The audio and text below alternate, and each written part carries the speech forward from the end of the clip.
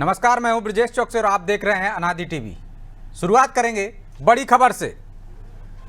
America के राष्ट्रपति Donald Trump का बयान आया है।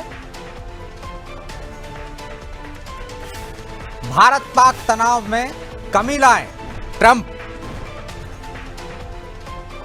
अमेरिका के राष्ट्रपति डोनाल्ड ट्रंप ने भारत पाक से तनाव में कमी लाने की अपील की है। उन्होंने कहा दोनों देशों के साथ संपर्क में हैं।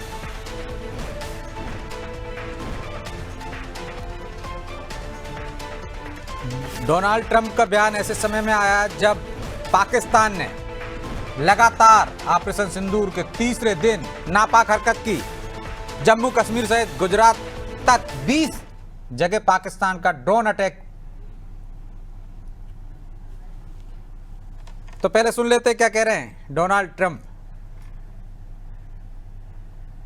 An update on U.S. efforts to mediate or have an impact on the conflict between India and Pakistan.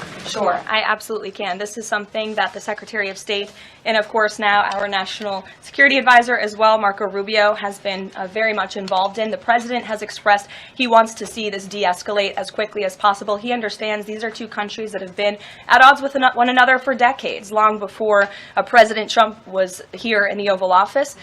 However, he has good relationships with the leaders of both countries, and the Secretary of State, Marco Rubio, I spoke to him just yesterday. He has been in constant communication with the leaders of both countries trying to bring this conflict to an end.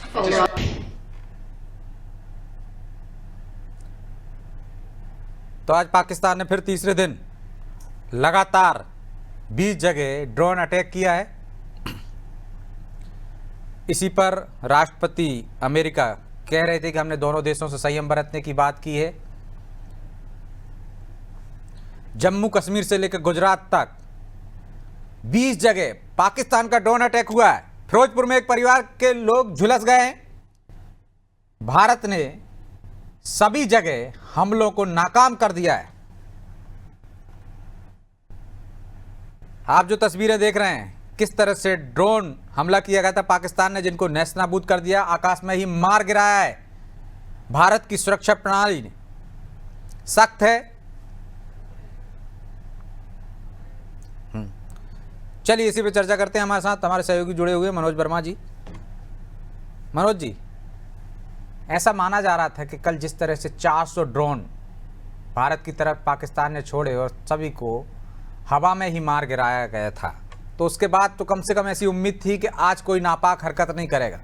लेकिन पाकिस्तान है कि अपनी हरकतों से बाज ही नहीं आ रहा है। आज फिर वही हरकत, फिर ड्रोन छोड़े गए। जम्मू कश्मीर से लेकर गुजरात तक 20 शहरों को निशाना बनाया गया।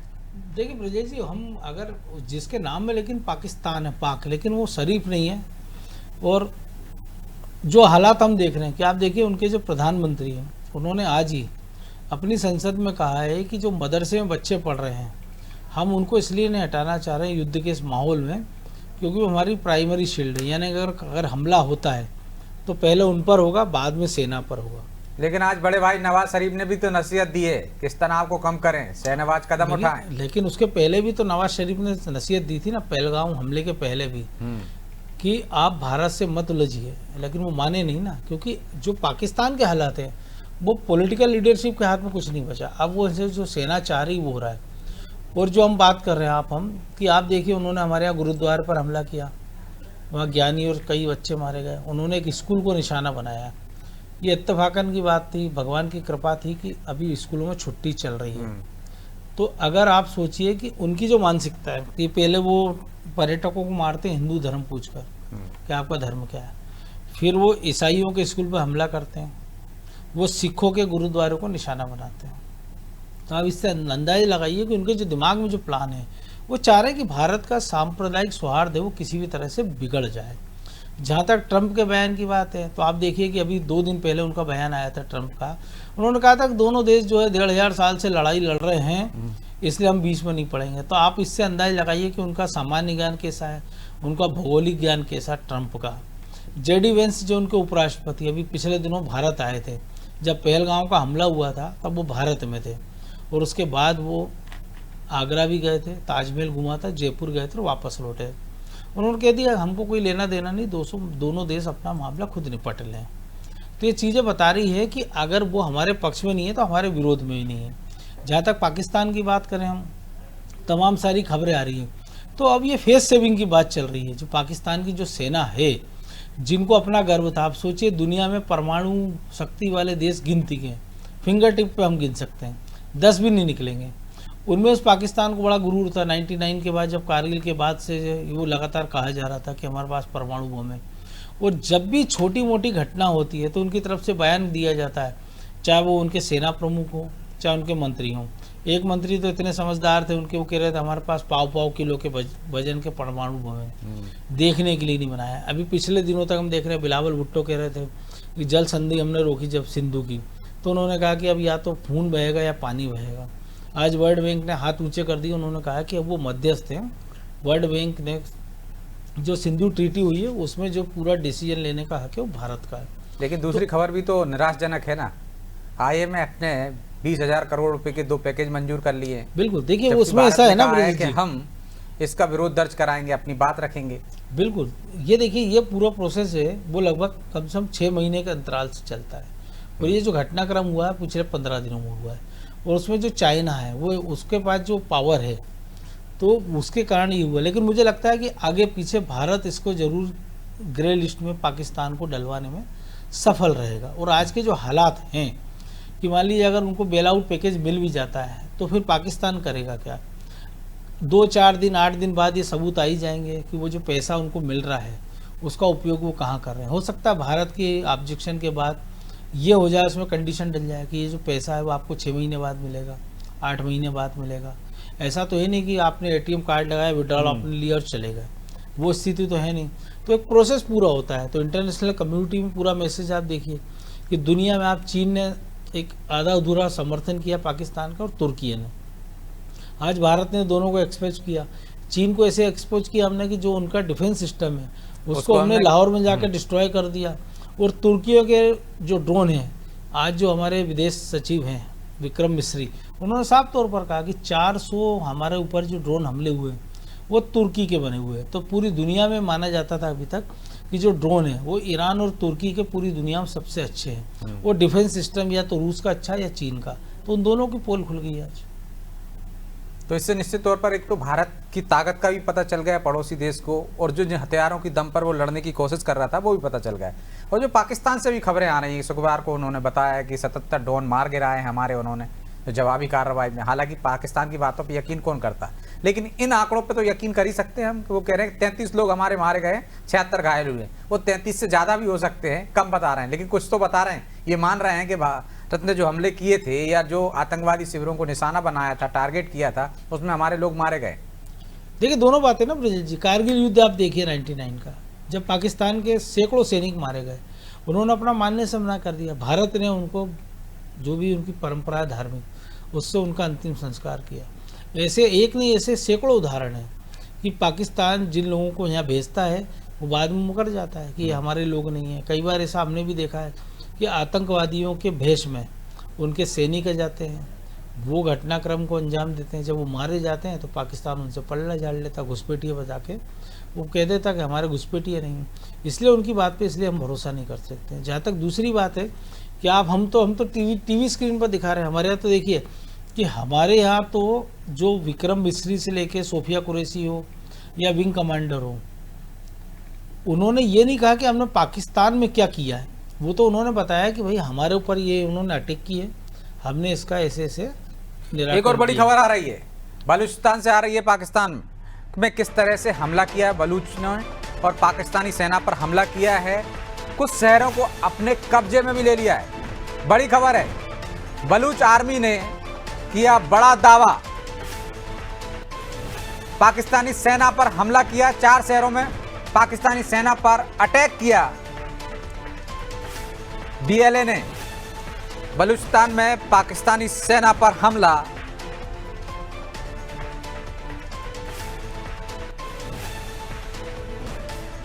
बलूच आर्मी ने 4 शहरों पर कब्जा करने का दावा किया है। पाकिस्तानी सेना पर लगातार भारी पड़ रहे हैं BLA के जवान।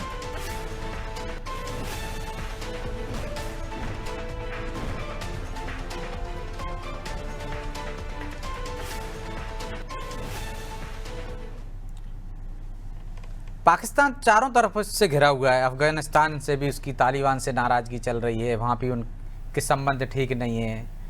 बलूचिस्तान से खबरें आ ही रही हैं लगातार कि रात हो जाती है तो उन शहरों में जहाँ पे बलूचियों को कब्जा है वहाँ पे सेना के लोग तक नहीं जाते, अपनी पोस्टिंग तक नहीं वहाँ कराना चाहते हैं, सेना पे वो हमला करते हैं और सैनिकों को मार डालते हैं बड़ी संख्या में। और इधर भी फिर भारत से वो इस समय जंग के हालात पैदा कर रहा है।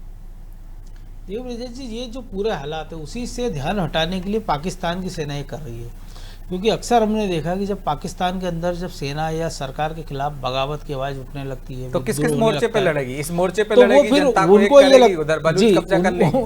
उनको ये लगता है कि भारत के खिलाफ जो हम भावना भड़काएंगे तो सारे उनके जो पाप हैं गुनाह वो छुप जाएंगे और सारे लोग उनके पीछे खड़े हो जाएंगे। लेकिन अभी जो बदला हुआ परिदृश्य है, क्योंकि अभी तक ये हुआ था 99 के बाद में, हमने देखिए उरी देख ली है, पुलवामा के बाद जो घटना हुई, एयर स्ट्राइक हो, सर्जिकल स्ट्राइक हो, हमने एक टारगेटेड पे हमने हमला किया और हम लोग वापस आ गए, हमने कोई दावे नहीं किया। इस बार ऐसी जगह हमने हमला किया है कि पाकिस्तान की मीडिया से वो पिक्चर आ रही, पाकिस्तान के लोग उस वीडियो को वायरल कर रहे हैं कि देखिए मुनीर का क्या हाल हुआ, भावलपुर का क्या हुआ। आप देखिए कि वो भले पाकिस्तान की ओर से नाम ना बताया जाए, लेकिन अगर हम देख रहे हैं कि ताबूतों की एक लंबी श्रृंखला दिख रही है, वहाँ के बड़े बड़े जनरल हैं, नेता हैं, वो उनके नवाजे अदा कर रहे हैं, तो ये बता रहे हैं ना कुछ ऐसा बड़ा हुआ। और दूसरा, अब पाकिस्तान अभी तक तो ये कहा था, उनने कहा था कौवे मार दिए, पेड़ गिरा दिए, अब तो पूरी दुनिया ने भारत का शौर्य देखा है, तो अब उनके पास फेस सेविंग का कोई रास्ता नहीं बचा। तो दूसरा, बलूचिस्तान में जो कुछ दिन पहले हमने घटनाक्रम देखा था, एक पूरी ट्रेन को हाईजैक कर लिया जाता है, 250-300 उसमें सैनिक होते हैं, और उसके बाद उसमें क्या होता है किसी को नहीं पता लगता। केवल खबर आती है कि पाकिस्तान ने उस ट्रेन को जो हाईजैक हुई थी उसको बचा लिया है और इतने BLA के जो फिदाइन हैं उनको मार के बचा लिया है। और दूसरी खबर ये आती है, उनकी तरफ से कहा जाता है कि हमने लगभग 140 के आसपास पाकिस्तान सेना के जवान मार दिए। कल एक वीडियो आता, हम देखते हैं सोशल मीडिया में बड़ा वायरल हो रहा है कि रिमोट कंट्रोल के जरिए पाकिस्तान की सैनिकों से भरी गाड़ी को उड़ा दिया जाता, 12 लोग मारते हैं।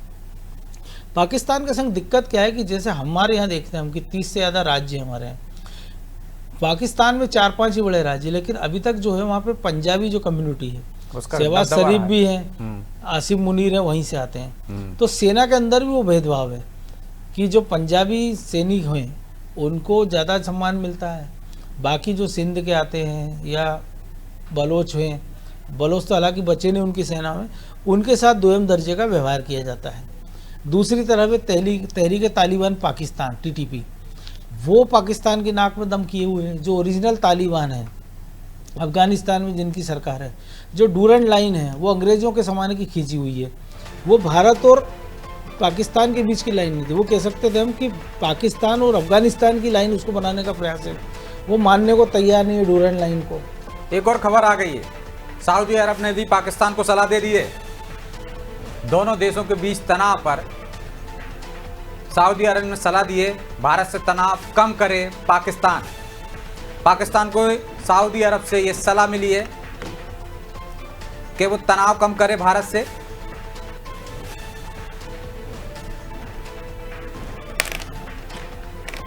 भारत और पाकिस्तान के बीच जो तनाव है उस पर यह सलाह दी गई है।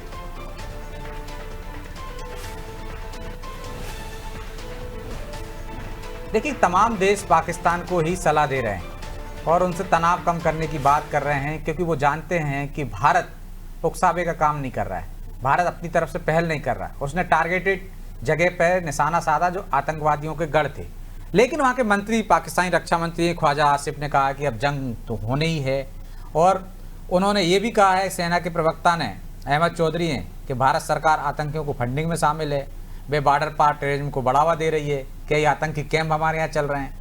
किस किस तरह की बातें करता है पाकिस्तान, कौन भरोसा करता होगा। तो सबसे बड़ी बात है ना ब्रजेश जी, अगर हम टेरर फंडिंग को हम सपोर्ट कर लेते हैं, मान लीजिए उनके मंत्री की बात मान लें, तो फिर उनके एपिक सेंटर पाकिस्तान में होना चाहिए। तो कल के दिन वो 4-5 आतंकवादी गढ़ों पे निशाना बना दें, 10-5 आतंकवादियों को मार के बता दें कि साहब ये फलाने मसूद अजहर हैं, ये फलाने हैं, और भारत इनको फंडिंग कर रहा था और उन्होंने BLA को मदद की है, उन्हें तहरीक तालिबान पाकिस्तान की मदद की है, ये तालिबान के मददगार है। और जो आप देख रहे हैं कि पिछली बार हमने देखा था कि अभी तक ये होता था कि जो मुस्लिम देशों का संगठन है OIC, वो लगभग 50 मुस्लिम देश हैं, वो हमेशा पाकिस्तान के पक्ष में जाया करते थे। इस बार एक भी आदमी उनके पक्ष में नहीं आ रहा है। अगर मुस्लिम राष्ट्रों के नाम पर आप मान लिए तो तुर्की को अगर हम छोड़ दें तो बाकी एक भी देश देखिए, जो सऊदी अरब है, यूनाइटेड अरब अमीरात है, UAE, ये वो देश हैं जो सबसे ज़्यादा फंडिंग पाकिस्तान को बुरे वक्त में करते रहे। जब उनको IMF का, एशियन विकास बैंक का जब लोन नहीं मिल रहा था, तब ये वो देश थे जो पाकिस्तान के समर्थन में आए, उनको पैसा दिया, जो भी उनको मदद कर सकते थे। आज की तारीख में उन देशों को भी समझ में आ गया है कि अगर पाकिस्तान के साथ वो जाएंगे, क्योंकि वो अपना चेहरा बदल रहे हैं। जो कट्टर चेहरे थे इस्लाम के, पेट्रो डॉलर के दम पे जो पूरी दुनिया में राज करते थे, अब वो उनकी इकोनॉमी वो बदल रहे हैं। आप देखिए वहाँ महिलाएं जो हैं लाइसेंस उनके बन रहे हैं, गाड़ियाँ चला रही हैं, प्लेन उड़ा रही हैं, उनके जो कॉस्मेट की जो दुकान है वो खुलने लगी हैं। और पाकिस्तान में इसका उल्टा होता जा रहा है, अफगानिस्तान में इसका उल्टा होता जा रहा है, क्योंकि पूरी दुनिया के जितने मुस्लिम देश हैं जो कि खास तौर पर पेट्रो डॉलर के बम पे जिम्बा है, मतलब पेट्रोलियम पदार्थों के, उनको पता है कि आने वाले 20 साल के अंदर ये पदार्थ खत्म हो जाएंगे या इनकी उपयोगिता नहीं बचेगी। हम भारत की बात करें, हम 80% जो तेल है दुनिया से आयात करते हैं। पिछले 3-4 साल में आप देखिए, इलेक्ट्रॉनिक व्हीकल की हम बात करें, हम कहाँ पहुँच गए कि हम 2 व्हीलर की बात है, 4 व्हीलर की बात है, बसों की बात है। हम जो रिन्यूएबल एनर्जी है, चाहे वो हम देख रहे हैं पंचक्की की बात हो, हाइड्रो पावर से बनाने वाली बिजली हो, सौर ऊर्जा वाली बात हो, आप देखिए हर घर में, अब मध्य प्रदेश की बात कर लें, हम भोपाल की बात कर लें, तो आप देखिए हर दूसरे मकान पे आपको सोलर पैनल लगे मिल जाएंगे, क्योंकि सरकार और पूरी दुनिया को पता लग गया है कि पेट्रो डॉलर या पेट्रोलियम पदार्थों के सहारे आप कितने दिन जिंदा रहेंगे, पॉल्यूशन हो, तमाम सारी चीज़।